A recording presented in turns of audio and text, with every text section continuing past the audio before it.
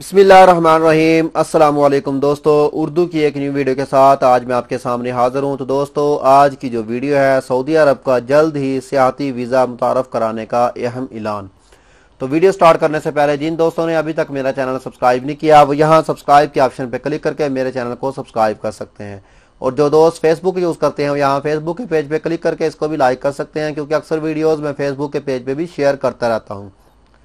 चलिए दोस्तों, video start करते हैं कि वीडियो में है क्या। सऊदी हुकूमत ने अहम ऐलान किया कि अब से सियाहों को जल्द ही सऊदी अरब का सियाहती वीज़ा हासिल करने की सहूलत भी फराहम कर दी जाएगी।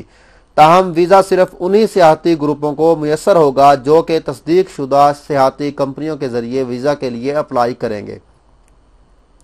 सऊदी अरब के सियाहत के वजीर ने मुकामी मीडिया से बात करते हुए कहा है कि वो रियासत में सियाहत को फ़रोग़ देने के लिए ये अहम इकदाम उठा रहे हैं, क्योंकि वीज़ा ग्रुप की शक्ल में ही दिया जाएगा। उसके बाद फिर हर बंदा जो भी अकेला यहाँ पे विजिट करना चाहता है उसको भी मिल जाएगा। लेकिन स्टार्ट में उन्होंने ये ऐलान किया कि जो भी ग्रुप की शक्ल में आएगा, मिसाल के तौर पे 2, 3, 4 बंदे इस तरह ग्रुप की शक्ल में आएंगे, उनको वीज़ा फ्राहम किया जाएगा।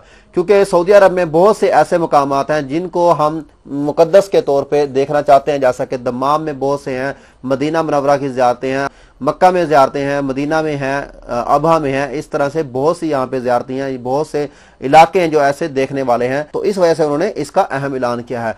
तो हो सकता है कि वो उम्रा वीज़ा को भी इसी सियाहती वीज़ा में ही तब्दील कर सकते हैं। ये थी दोस्तों आज की वीडियो। उम्मीद करता हूँ आपको ये वीडियो पसंद आई होगी। अगर आपको ये वीडियो पसंद आई है तो दोस्तों मेरे चैनल को सब्सक्राइब करना, वीडियो को लाइक एंड शेयर करना मत भूलिएगा। तो मिलते हैं किसी न्यू वीडियो में किसी न्यू इन्फॉर्मेशन के साथ।